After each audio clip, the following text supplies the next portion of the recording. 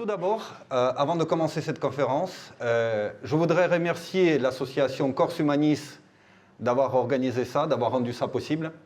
C'est une grande première pour moi et je suis content de la faire avec vous, vous tous qui êtes présents ici. Un merci particulier à une certaine Céline qui saurait se reconnaître, de m'avoir aidé avec ces logiciels que je ne connaissais pas du tout. Et maintenant, les remerciements passés, on va rentrer dans le vif du sujet. Donc, comme vous l'avez bien compris, on va parler de la guerre en Ukraine. Alors, la guerre en Ukraine, c'est la guerre qui comportait énormément de risques pour notre civilisation, puisque c'était la première guerre qui impliquait d'une manière intense et globale une puissance nucléaire. Peut-être même la première puissance nucléaire du monde, la Russie.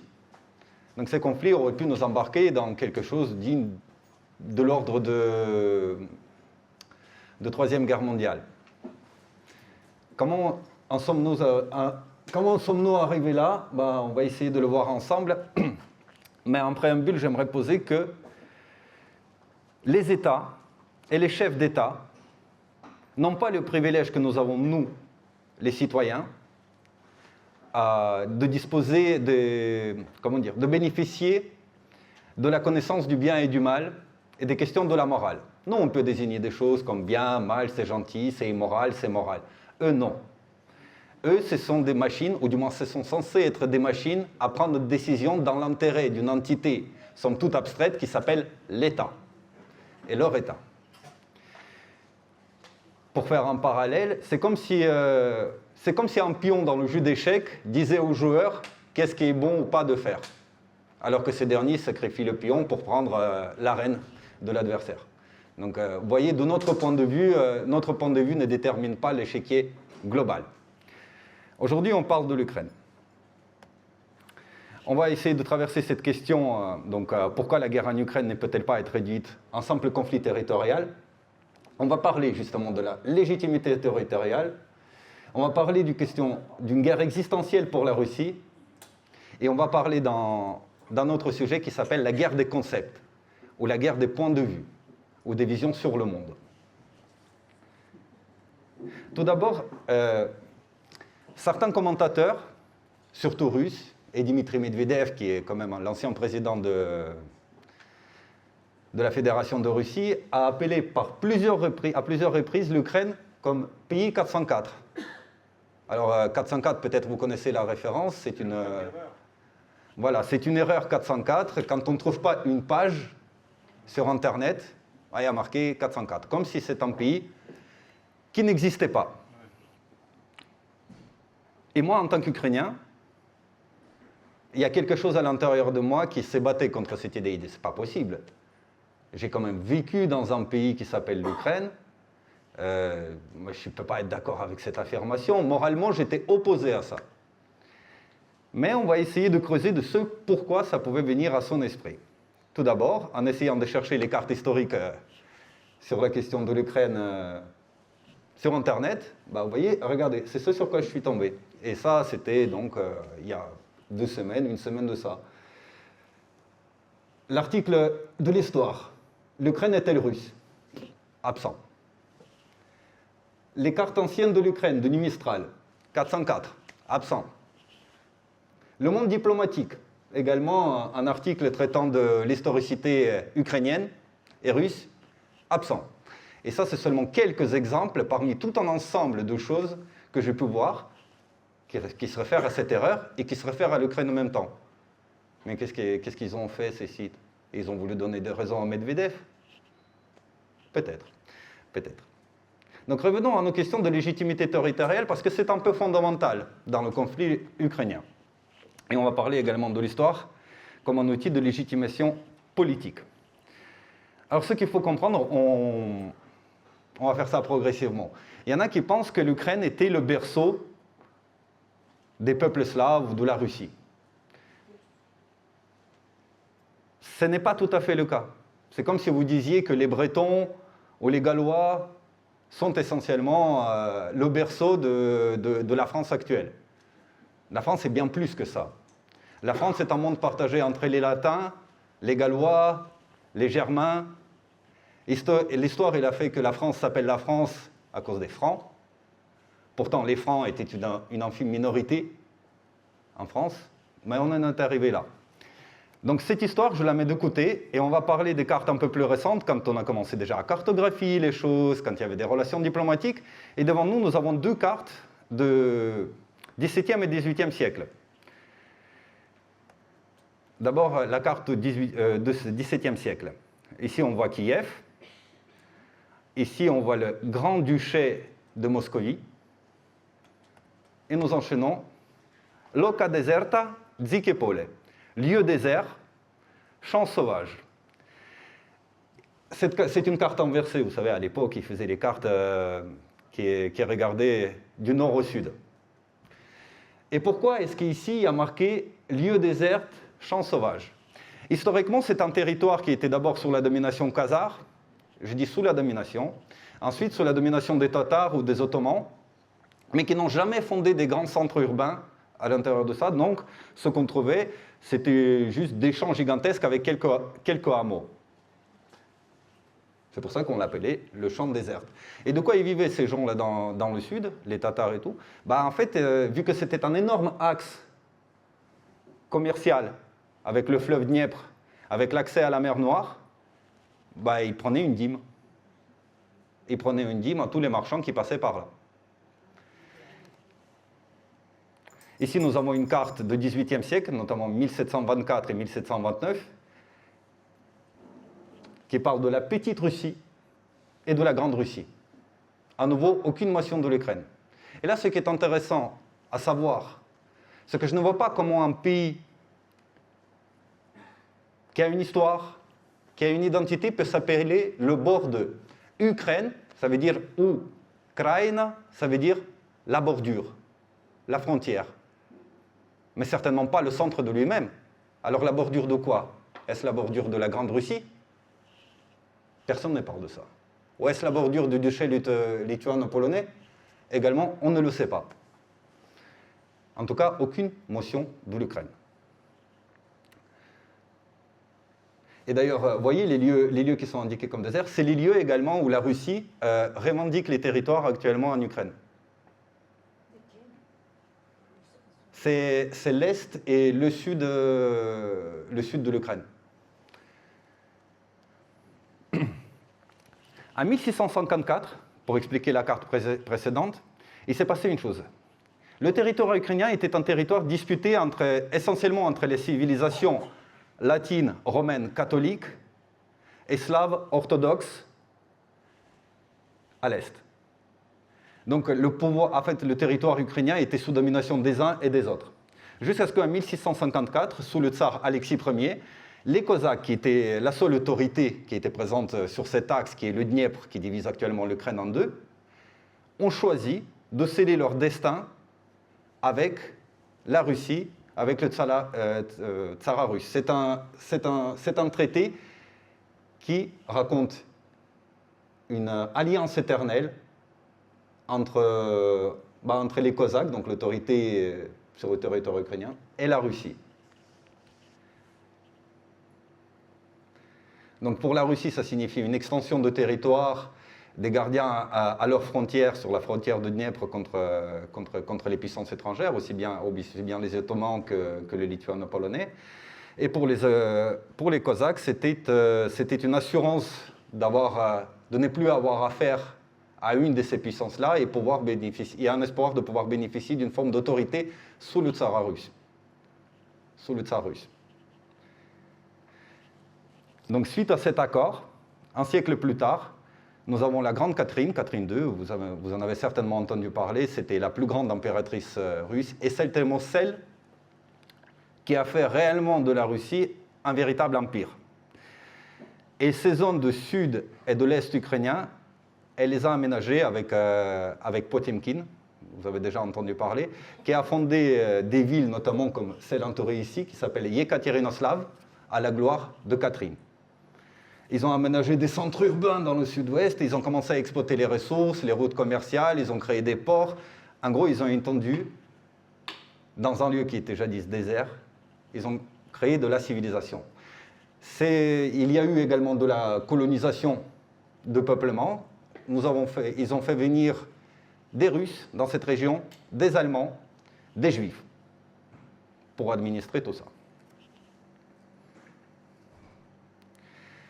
On va aller deux siècles plus tard et on va parler un peu de la révolution bolchevique, toujours autour de l'Ukraine. Alors, quand la révolution bolchevique éclate, ce qu'il faut savoir, aujourd'hui, M. Vladimir Ilyich Ulyanov, à savoir Lénine, est considéré, aussi bien en Russie qu'ailleurs, par les historiens qui étudient la question, comme un agent allemand. Donc comme un agent en Occident qui devait déstabiliser le pouvoir du tsar en Russie. Apparemment, ils ont réussi, vu qu'on a connu 70 ans de communisme, mais ce n'était pas de tout repos. Et quand les bolcheviks ils arrivent au pouvoir, ils ont besoin des alliés. Et ils s'allient à l'époque avec ce qu'on appelle les nationalistes ukrainiens, qui ont fondé la première République populaire d'Ukraine, et notamment Mikhailo Grushevski. Ce qu'il faut savoir, c'est que Mikhailo Grushevski, ce qui va être important, c'est de comprendre d'où il vient. Il vient de l'extrême ouest de l'Ukraine, l'extrême ouest qui était sous la domination soit de l'Empire austro-hongrois, soit de la Pologne. Et ça va être très important pour la suite. Mais en tout cas, on peut dire que Lénine crée l'entité administrative ukrainienne en 1918. Avant ça, l'Ukraine n'existait pas. Elle a intégré évidemment en 1922 l'URSS comme les républiques soviétiques socialistes. Mais en tout cas, administrativement, il a commencé à exister seulement à partir de là. Et je voulais souligner également que les bolcheviks étaient en partie d'abord nobles, qui devaient représenter la majorité des Russes, de leurs intérêts, mais c'était un parti qui a été infiltré. Et globalement, leurs actions étaient dirigées d'une manière hostile contre tout ce qui est russe. L'Église orthodoxe, la littérature russe, ils ont cherché à détruire tout ça. Et c'est eux les premiers d'ailleurs, par exemple, on nous raconte l'histoire que le pouvoir soviétique, il a oppressé l'Ukraine, c'était dégueulasse, etc. Pas du tout, pas du tout. Lénine, non seulement il a offert un pays aux nationalistes ukrainiens, il a également fait en sorte à ce que énormément d'écoles d'apprentissage de l'ukrainien s'ouvrent en Ukraine, ce qui n'existait pas avant. Et ça faisait partie de l'accord qu'ils ont fait ensemble. Dans la suite des territoires rattachés à l'Ukraine, et on continue avec les zones problématiques, nous avons Staline. Alors Staline, pour étendre le pouvoir soviétique vers des frontières qui peuvent sembler plus naturelles, comme les montagnes et les fleuves, il a rattaché des anciens territoires polonais à l'Ukraine en 1939, hongrois, roumains, tchécoslovaques, en 1945. Et vous savez que la Seconde Guerre mondiale a été très impactante pour l'URSS. Il y a une petite histoire qui a été racontée par Solzhenitsyn, c'est Solzhenitsyn qui a écrit ça dans 2 siècles ensemble, que Staline il avait fait le choix de sauver les populations juives de l'ouest de l'Ukraine de l'Holocauste. Pour cela, il a mobilisé tous les moyens des chemins de fer soviétiques et il les a ramenés après l'Oural, derrière l'Oural, en laissant au passage sur le terrain des populations locales qui étaient des Ukrainiens qui ne pouvaient pas monter dans ces trains bondés. Je pense que ça a créé énormément de ressentiment au sein de cette population et ce qui explique en partie pourquoi en 1943, il y en a beaucoup qui ont rejoint le camp de l'Allemagne nazie dans le combat contre l'URSS. Juste, cette période, c'est l'Holodomor, c'est ça? Non, c'est pas l'Holodomor. D'ailleurs, je n'ai pas évoqué l'Holodomor, et c'est bien que tu l'évoques, parce que l'Holodomor, s'il avait concerné que l'Ukraine, on aurait pu dire que c'était un génocide contre l'Ukraine. Mais il a concerné également la Russie, le Kazakhstan et d'autres pays agricoles de l'URSS. Je fais une rapide parenthèse dessus. Staline a lancé d'énormes projets d'industrialisation de l'URSS, qui sortaient d'une période où c'était presque un pays agropastoral. L'histoire lui a donné raison, puisqu'au final, cette industrialisation a permis de résister à l'invasion allemande. Le truc, c'est que les seuls qui pouvaient lui offrir des usines, des machines à fabriquer des machines et des armes, à l'époque, c'était les Britanniques qui étaient d'accord avec ça. Mais les Britanniques, ils se sont posé la question, comment on peut donner à un aussi grand pays l'industrialisation sans risquer nous-mêmes d'être écrasés par la suite par ces pays.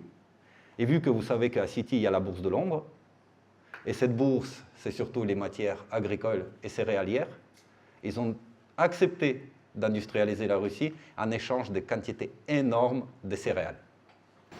Est-ce que c'est vrai que les Soviétiques voulaient payer en or et qu'on leur a refusé en exigeant d'être payés en céréales? Oui. C'est la vérité, voilà. Je croyais que c'était... C'est la vérité, parce que c'est la vérité pour une bonne et simple raison, c'est que si un pays est industrialisé, il est censé être dépeuplé. Et ce sur quoi ont misé les Anglais, c'est de dépeupler et diviser la Russie en faisant commettre un génocide, un holodomor au pouvoir central soviétique, pour ne pas avoir à composer avec une superpuissance qui a occupé un sixième des territoires émergés du monde. Donc, ça peut se comprendre. En résumé, l'Ukraine est un espèce de pays... les Ukrainiens ils vont me tuer pour ça, je pense que je ne pourrais pas rentrer en Ukraine. Est un espèce de pays Frankenstein. Ici, vous pouvez voir en haut à droite Bogdan Khmelnytsky. Bogdan Khmelnytsky, c'était celui qui était impliqué dans le traité de Pereyaslav, dont on a parlé tout à l'heure. Et le territoire en jaune clair, c'est le territoire que contrôlaient, le long du fleuve, les Cosaques. Ils ont signé ce traité avec Alexis Ier. Pour les remercier, Alexis Ier leur a donné l'autorité sur le Kiev. Ensuite, l'Ekaterine II a passé la Malorossia, la petite Russie, également sous l'autorité ukrainienne. Je vais utiliser le terme ukrainien, comme ça on se comprend. Sous l'autorité ukrainienne, Vladimir Lénine, il a reconnu carrément l'entité administrative ukrainienne en leur rattachant toute la Novorossia, Nouvelle-Russie. Joseph Staline, il a rattaché les territoires problématiques de l'extrême ouest de l'Ukraine. Et Nikita Khrouchtchev, pour célébrer les 300 ans de traité de Pereyaslav, rattache administrativement la Crimée, qui n'a jamais été ukrainienne, au grand jamais. Elle a été tatare, ottomane, grecque, mais certainement pas ukrainienne. Il rattache administrativement, en 1954, la Crimée à l'Ukraine. Et tout se passe bien. Au final, ce n'est pas grave. Ces changements de propriétaire n'y changent pas grand-chose dans le fonctionnement de l'URSS qui est plutôt centralisé et interconnecté. Là où il y a la grande sidérurgie dans l'est de l'Ukraine, il y a des grandes usines de création de l'acier en Russie. Tout fonctionne parfaitement ensemble jusqu'à ce que le rêve il tombe à l'eau. Enfin, je dis rêve entre guillemets. Et ça, c'était en 1991. En 1991, le président de la République soviétique russe, ukrainienne et biélorusse se sont rassemblés à Katimini, dans le forêt de Biéloviège, pour mettre fin à l'URSS. Ils ont signé les accords de Biéloviège. Les Biéloviège établissaient les frontières de chaque pays nouveau indépendant dans les frontières qui étaient déterminées par l'URSS. D'ailleurs, si vous regardez attentivement cette photo, vous apercevez que derrière eux, il y a des miroirs. Est-ce que vous avez l'impression qu'il y a beaucoup de monde?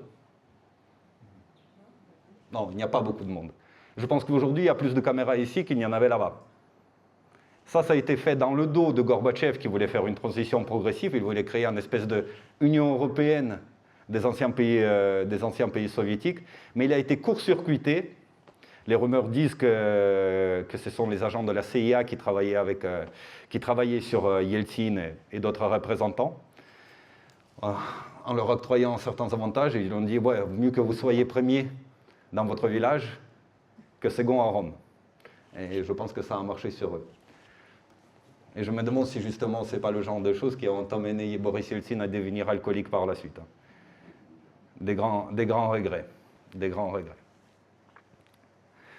Donc, ce traité de Biéloviège a un Un énorme progrès pour le monde occidental, un énorme drame pour les populations slaves, et pas que slaves. Pourquoi?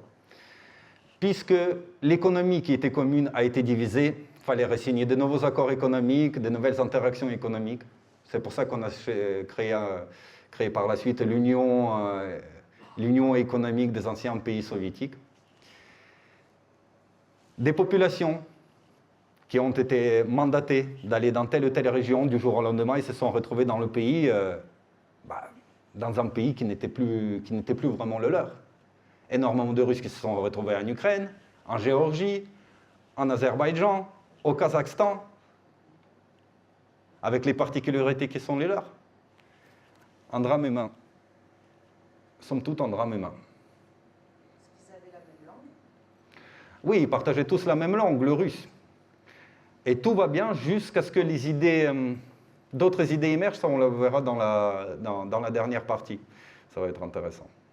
Donc nous avons parlé de la légitimité territoriale, donc des territoires ukrainiens déserts et disputés avant que la Russie n'intègre l'autorité ukrainienne. Naissance de l'Ukraine sous les soviétiques, sous les bolcheviks, et l'Ukraine, une forme de pays Frankenstein qui est rassemblé de plein de choses. On dirait il y a une espèce de c'est comme des espèces de Balkans, l'Ukraine au final. Nous avons des catholiques, des orthodoxes, des musulmans, des tatars, des Russes, des Ukrainiens, des Polonais, des Hongrois, des Roumains. Je crois que vous comprenez que l'identité ukrainienne est quelque chose qu'on peut légitimement remettre en question. Maintenant, nous allons parler de pourquoi cette guerre a été une guerre existentielle pour la Russie. Et là, c'est quelqu'un que vous connaissez bien, je pense que vous en avez beaucoup entendu parler, que ce soit sur Internet ou ailleurs, c'est Zbigniew Brzezinski.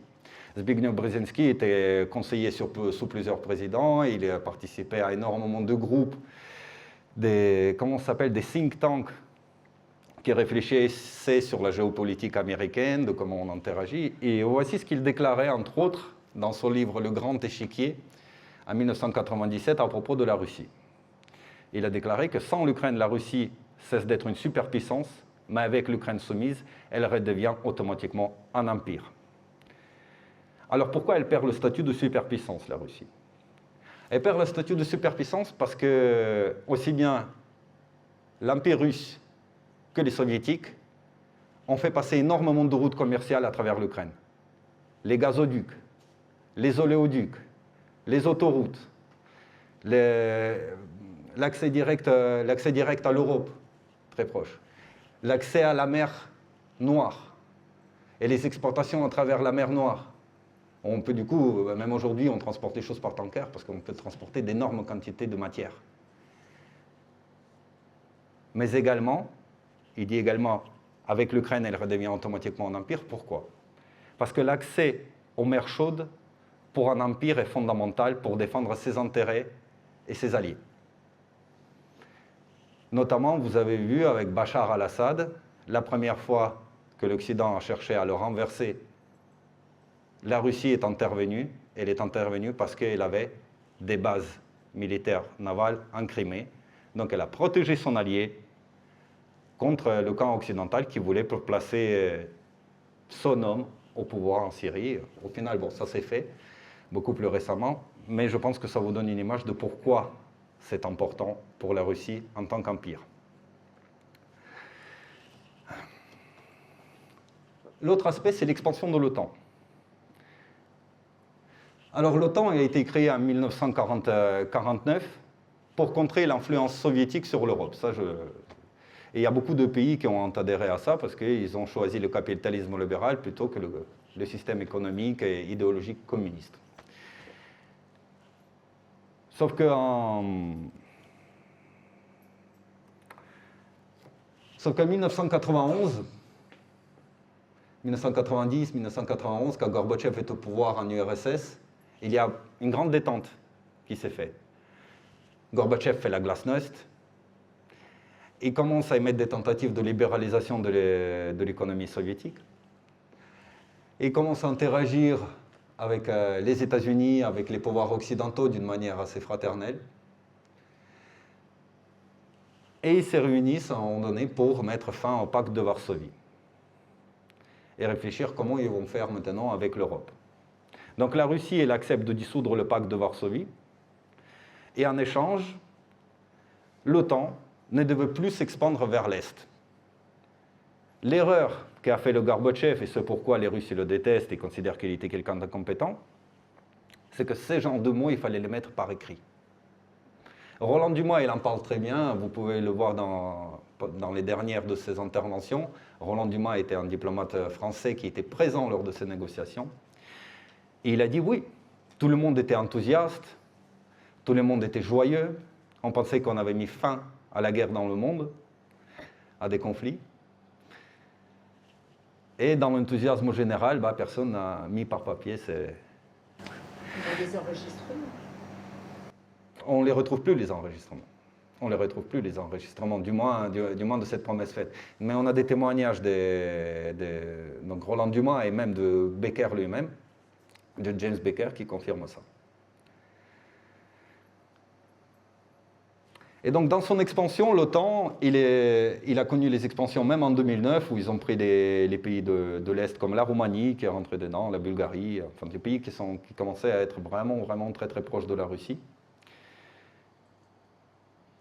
Mais leur programme ne s'arrêtait pas là, puisque après Maïdan, ils ont travaillé avec le pouvoir ukrainien sur l'interopérabilité entre l'OTAN et les forces armées ukrainiennes. Ça veut dire quoi l'interopérabilité? Ça veut dire avoir les normes et les standards communs, avoir le même renseignement, les mêmes informations, les mêmes balles, les mêmes types d'équipements, les mêmes munitions, les satellites, enfin, bref, c'est tout. L'interopérabilité fait qu'une armée, elle est capable d'agir avec une autre armée comme s'il n'en était qu'une seule. Et ça, c'était à la frontière de la Russie, à 300 km de Moscou. Pardon, on peut vous interrompre ou on attend la fin? Si vous voulez, à la fin, il y aura une question-réponse. Donc si vous voulez noter, et après on reviendra là-dessus. Alors, il y a eu des accords de Minsk. Vous savez, vous en avez tous entendu parler. Les accords de Minsk, c'était après Maïdan, après le début de la guerre dans le Donbass. Et c'était les accords qui étaient plutôt favorables à l'Ukraine, puisque c'est quelque chose qui permettait à l'Ukraine de préserver le Donbass en Ukraine. Sauf que pour cela, il devait faire certaines réformes constitutionnelles, ne plus persécuter la langue russe, arrêter évidemment de bombarder le Donbass et permettre à ce que des élections s'y tiennent. Et notamment, la Russie travaillait énormément dessus. Sauf que les accords de Minsk, l'Ukraine n'a fait aucun pas pour faire respecter les accords de Minsk. Et ce n'est pas la peine de dire que c'était dans les deux sens, parce qu'ils étaient contraignants pour l'Ukraine, les accords de Minsk, pas du tout pour la Russie. Ils n'étaient pas contraignants pour la Russie. Parce qu'officiellement, la Russie n'était pas part au conflit. Certes, il y avait des groupuscules, des militants qui étaient présents, mais jamais d'une manière officielle, ils sont intervenus là-bas. Donc c'était pour l'Ukraine, pour résoudre la guerre civile ukrainienne. Mais qu'est-ce qu'on a appris assez récemment? On a appris qu'Angela Merkel, elle a donné une interview dans laquelle elle a admis que les accords de Minsk ne servaient que à faire gagner du temps à l'Ukraine pour se réarmer. Pour se réarmer. Pour faire la guerre à la Russie. Et François Hollande, elle a confirmé ça.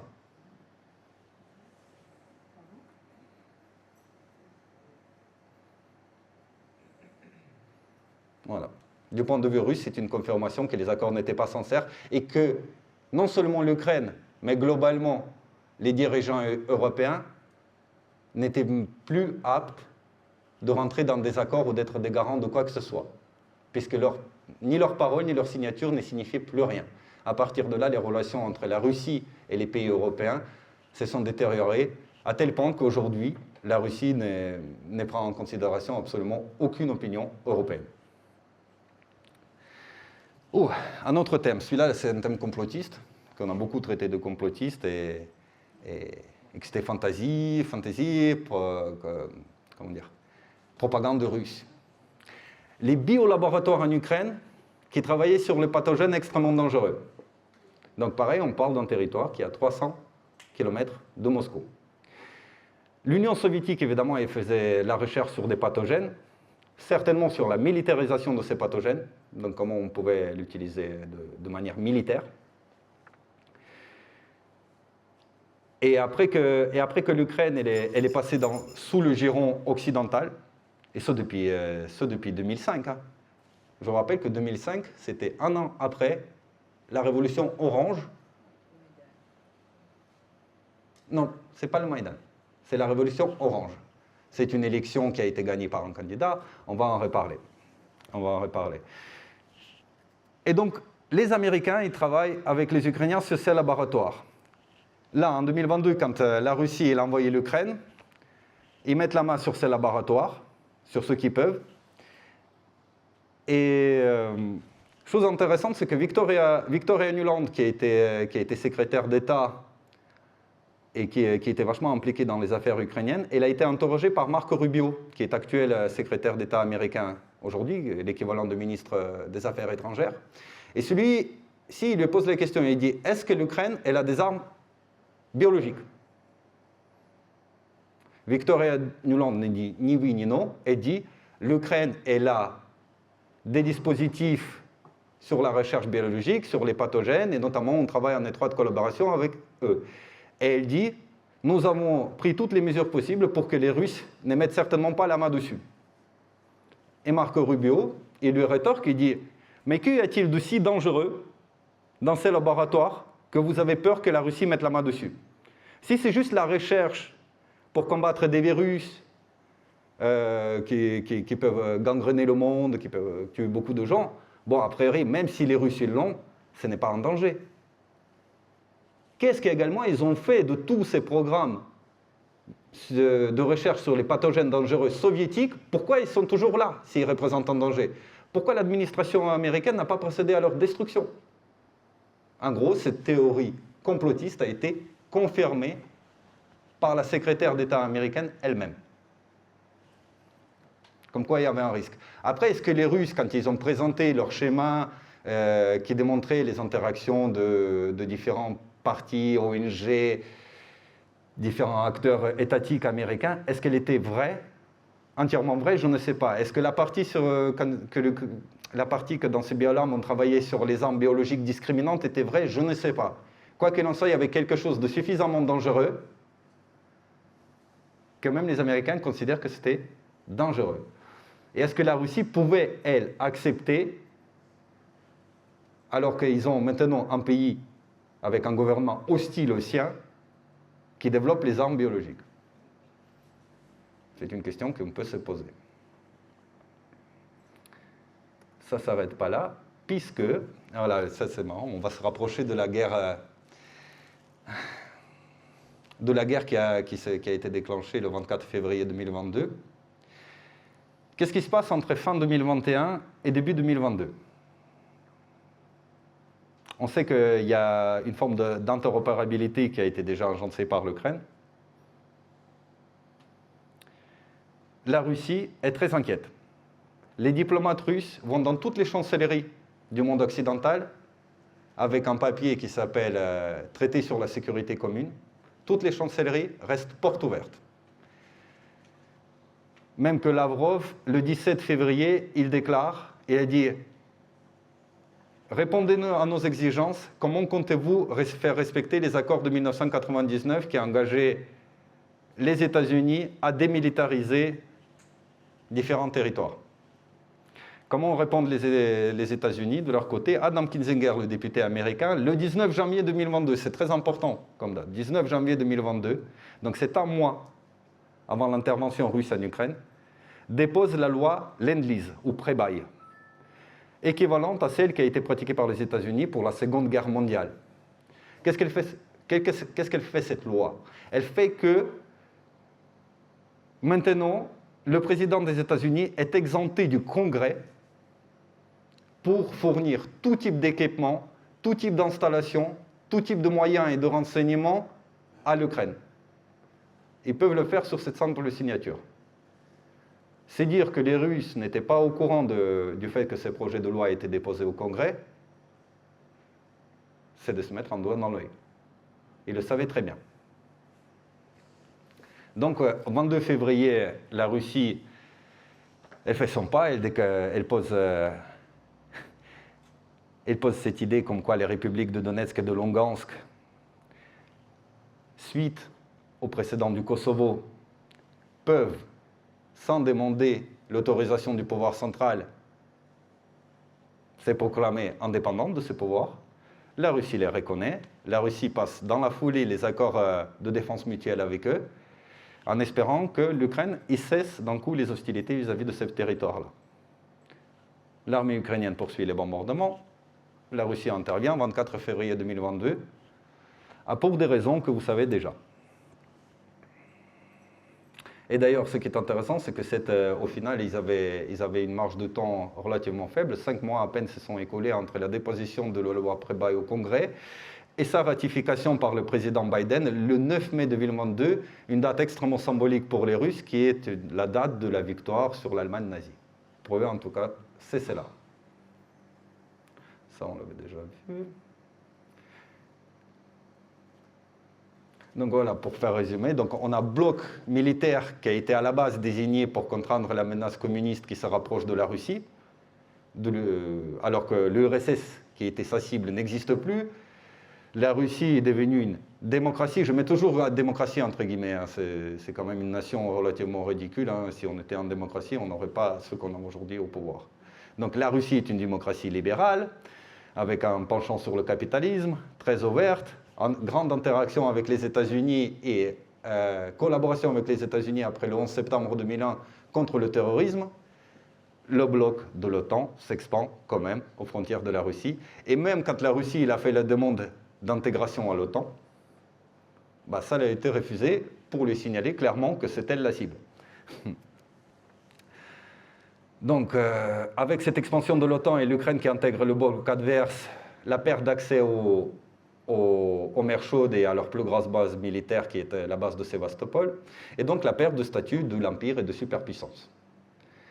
Qui plus est, nous avons parlé de Zbigniew Brzezinski tout à l'heure, mais sachez que dans les plans de néoconservateurs américains, le fait de détacher l'Ukraine de la Russie allait l'affaiblir suffisamment pour que par la suite elle puisse être partionnée.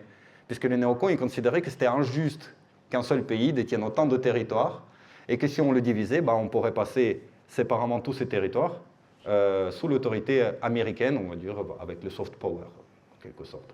Mettre leur propre pantin au pouvoir. Maintenant, on va passer à la guerre des concepts, c'est-à-dire la guerre idéologique, la guerre des pensées, la guerre des visions du monde.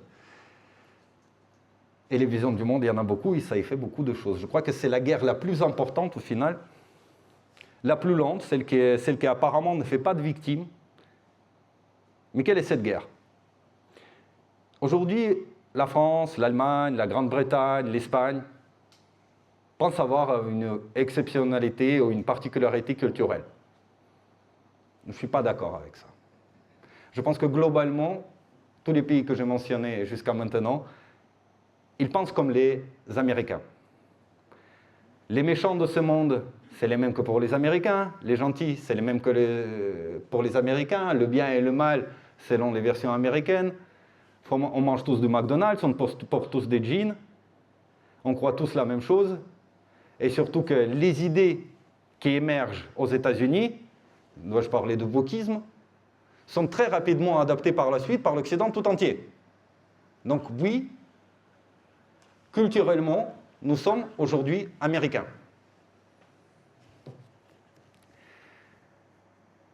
Et qu'après la Seconde Guerre mondiale, l'influence américaine sur l'Europe est compréhensible, mais quand ils rentrent dans la zone d'influence des peuples slaves, orthodoxes, c'est un peu différent.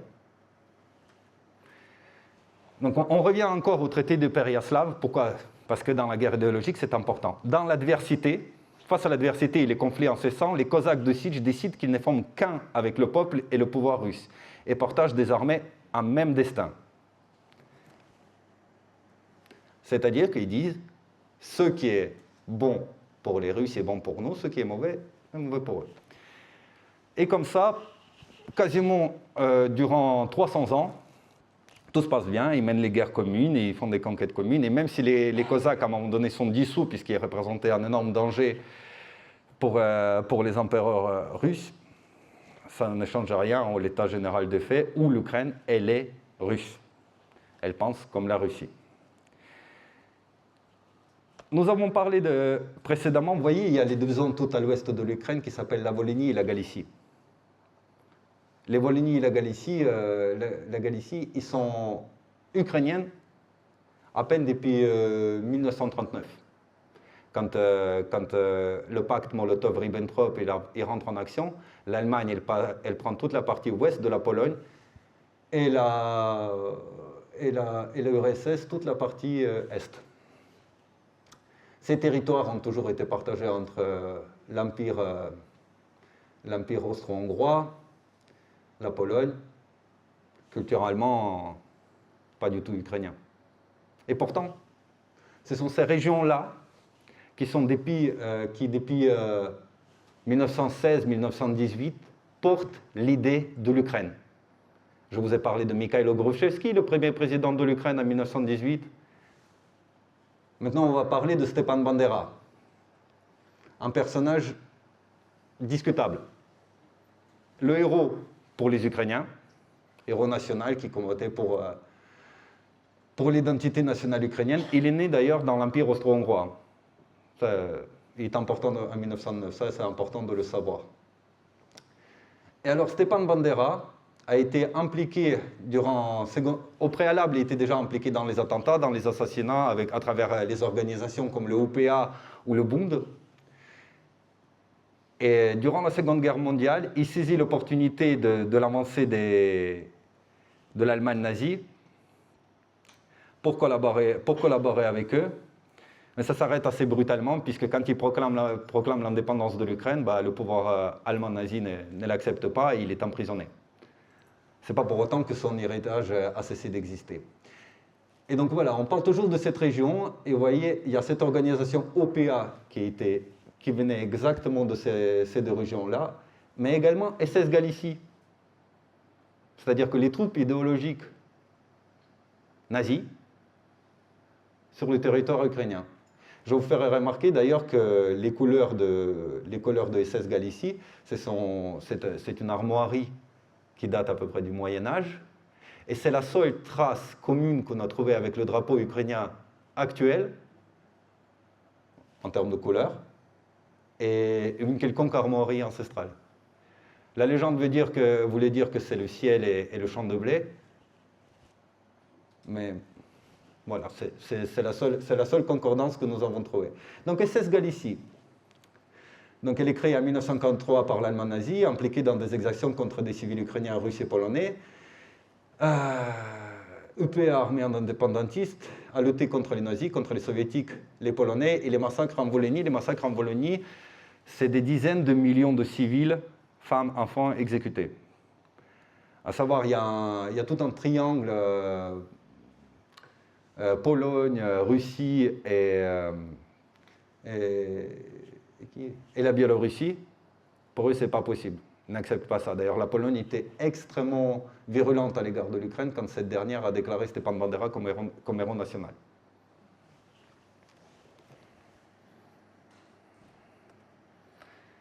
« 2004, la révolution orange. Pourquoi la révolution orange est importante? Vous avez tous entendu parler des révolutions de couleur. Une d'elles, c'était celle en Ukraine en 2004, où deux candidats qui s'appellent tous les deux Victor, donc victorieux, n'ont pas su se départager la victoire. Le candidat pro-russe, Viktor Yanukovych, remporte les élections.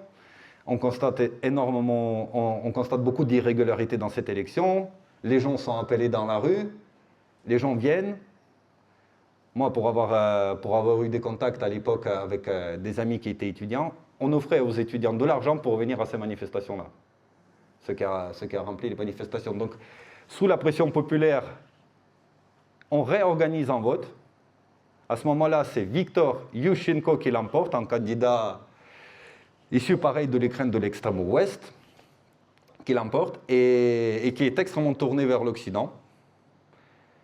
et assez hostile à la Russie. D'ailleurs, il a fallu qu'il s'explique à plusieurs reprises avec les diplomates russes concernant certaines de ses prises de position. Et donc Viktor Yushchenko, en 2010, juste avant de finir son mandat, il prend Stepan Bandera, il en fait le héros national d'Ukraine. Pour son mérite, pour l'identité ukrainienne, pour le combat pour les valeurs ukrainiennes. Enfin, vous avez compris. Ça n'a pas sauvé son élection, puisque quand il s'est présenté pour le deuxième mandat en 2010, il a recueilli seulement 5,45% de voix. Et c'est Viktor Yanukovych qui est devenu président de l'Ukraine. Donc un candidat pro-russe, celui qui a été évincé. Et à la différence de Yushchenko, il faut dire que Yanukovych était corrompu. Yushchenko était corrompu, Yanukovych, il n'y a pas un qui n'est pas corrompu, complètement corrompu. Quand on parle de la corruption en France, je veux dire, c'est rien. C'est rien. Je veux dire, le seul exemple équivalent qu'on peut trouver, c'est peut-être quand on fouille dans les draps sales de Macron, et à savoir pour qui et au nom de qui il a vendu les joyaux de l'industrie française aux États-Unis. Et donc Viktor Yanukovych, il arrive au pouvoir, et même s'il est corrompu, il comprend les tendances, depuis 2004, du peuple ukrainien, vers l'occidentalisation. D'où viennent ces tendances? De libéralisation des médias, globalement, et de pensée.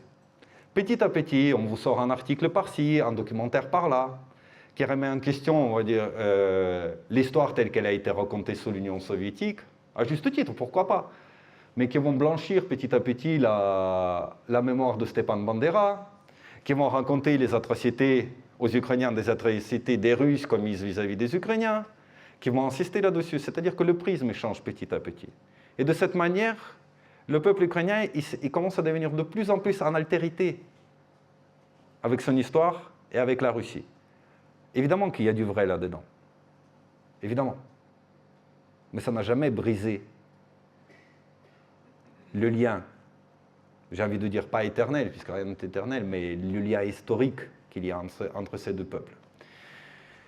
Et donc nous avons Maïdan. Pourquoi Maïdan a eu lieu? Yanukovych, il a vu une opportunité, on lui a proposé de signer des accords de libre-échange avec l'Union européenne, et il s'est précipité pour les annoncer à la population ukrainienne, comme quoi ils vont signer cet accord. Sauf que la Russie, Kazakhstan, Biélorussie, ils l'ont rattrapé, ils ont dit attends copain, nous sommes dans les accords économiques des anciens pays soviétiques. Nous sommes déjà dans le libre-échange. La plupart de nos produits sont détaxés. Donc tu ne vas pas rentrer sur un autre marché et on risque de se retrouver, nous, avec les produits qui ne sont pas réglementaires pour nous, et nos produits vont se retrouver sur les marchés européens. Donc maintenant, il faut que tu fasses un choix. Il faut que d'abord tu sors des anciens accords pour entrer dans les nouveaux. Yanukovych, il est obligé donc d'annoncer publiquement que ça va prendre plus de temps que prévu à la population ukrainienne qui ne supporte pas ça. Et ça sert de prétexte à organiser le Maïdan. Et dans le Maïdan, qu'est-ce qu'on voit? On voit qu'il y a énormément de gens qui sont venus. On voit la résurgence des drapeaux de la Seconde Guerre mondiale. Vous voyez les drapeaux noir et blanc, rouge et noir, pardon. Rouge et noir sur la photo du milieu, c'est les drapeaux de l'UPA, l'armée ukrainienne insurrectionnelle. Bandera, tout ça, on a parlé, les crimes contre les Polonais, contre les Russes, contre les Ukrainiens aussi.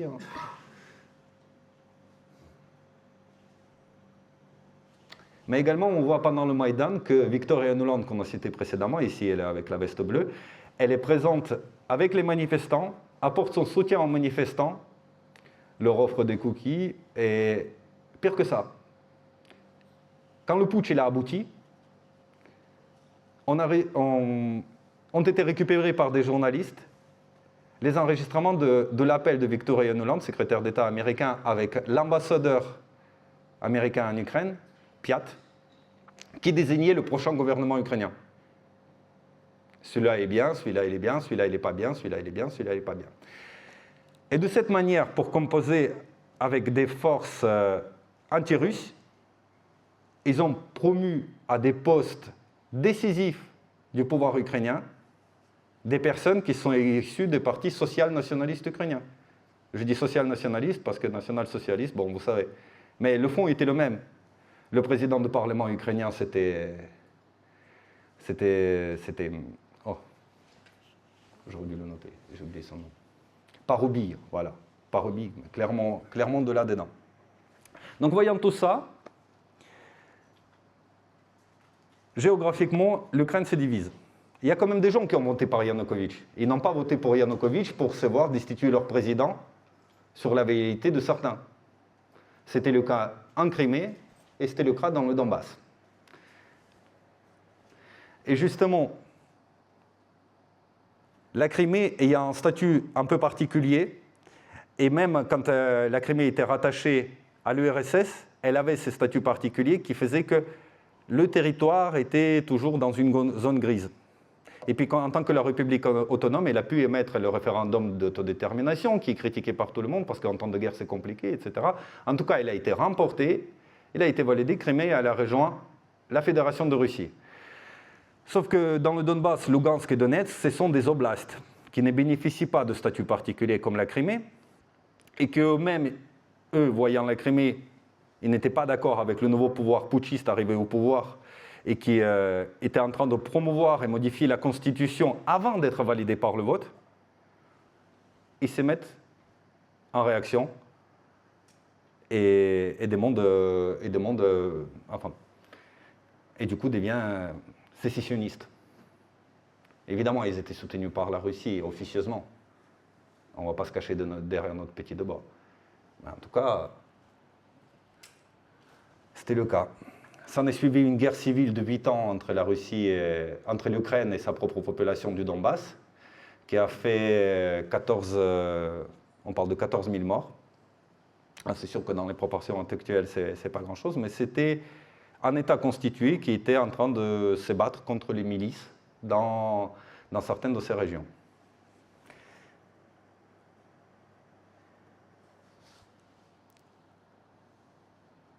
Comment en sommes-nous arrivés là?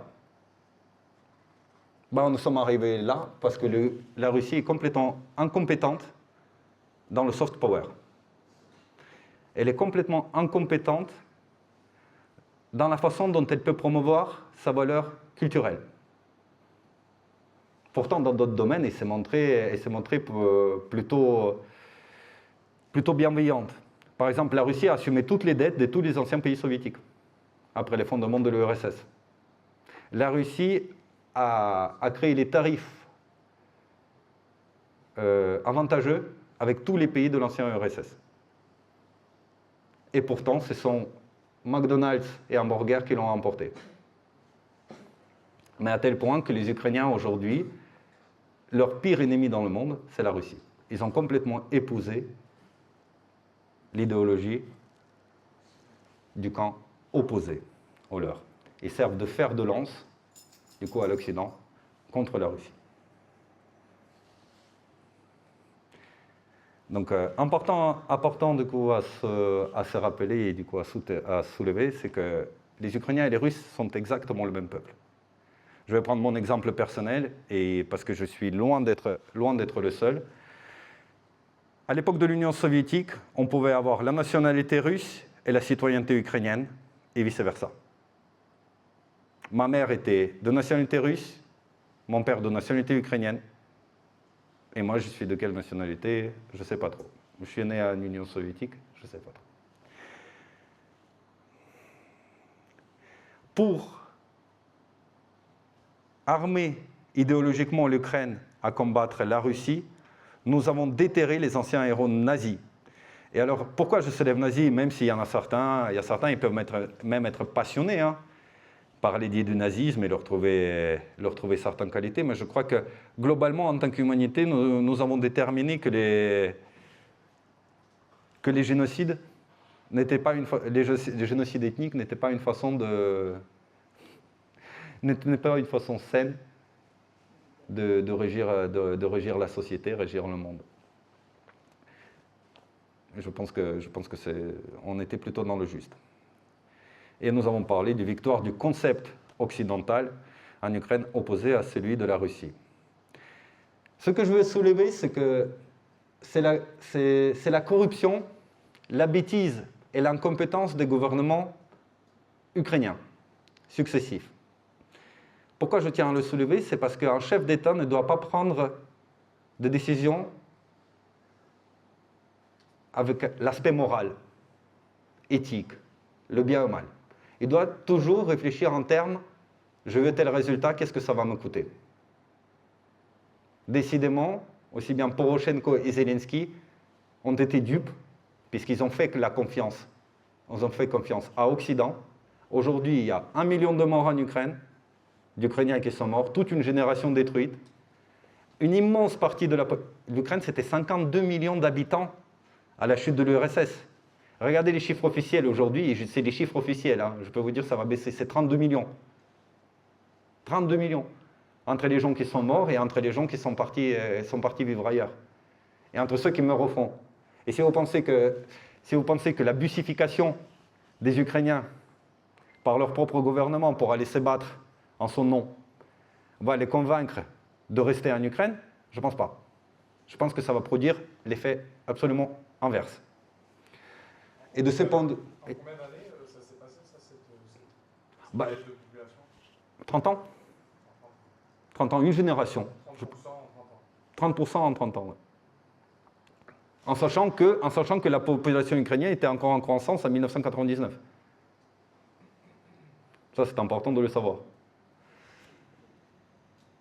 Et donc, ils étaient incompétents, dupes et stupides et complètement incompétents vis-à-vis de leur rôle, puisqu'ils ont mis l'Ukraine, leur pays, sur le bord de disparition.